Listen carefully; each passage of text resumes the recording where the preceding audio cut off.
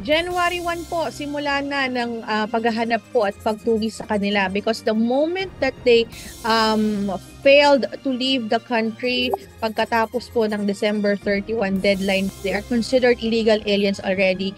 Matagal nang pinaghahandaan ng Bureau of Immigration ang isasagawang operasyon para sa mga dayuhang POGO workers na hindi susunod sa itinakdang deadline ng pamahalaan.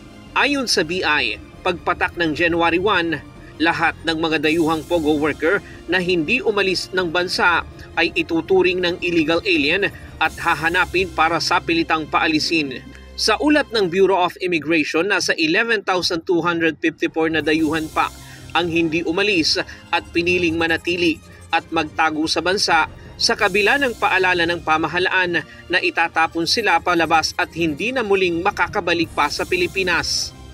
Out of the 33,863 online gaming company foreign employees under PAGCOR po, yung mga galing sa mga lisensyadong kumpanya licensed by PAGCOR, only 22,609 left the country, which leaves po us to more than 11,000 foreign nationals that are set to be deported by the Bureau of Immigration. Kaya hahanapin sila isa-isa ng Bureau of Immigration. Bagamat malaking hamon ito sa ahensya, pero nakahanda raw sila para dito. Humingi na rin sila ng tulong sa iba pang ahensya ng pamahalaan.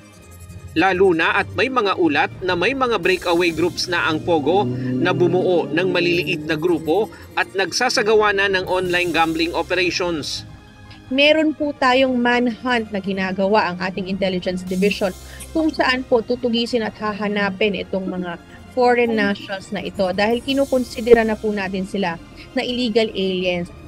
Sinabihan na rin ng ahensya ang mga POGO company na kung may mga itinatago pa silang mga dayuhan ay ilabas na nila ang mga ito. Maaari ding habulin ng BI ang mga Filipino incorporators ng POGO kung mapatunayang nagtatago sila ng mga dayuhang manggagawa. Ang mga dayuhang POGO workers na sumunod sa itinakdang deadline na umalis sa bansa ay maaari namang makabalik sa Pilipinas lalo na kung mayroon silang naiwang pamilya sa bansa. Ryan Lacanlale, UNTV News and Rescue. Diyos ang aming sandigan, serbisyo publiko ang aming pinahahalagahan.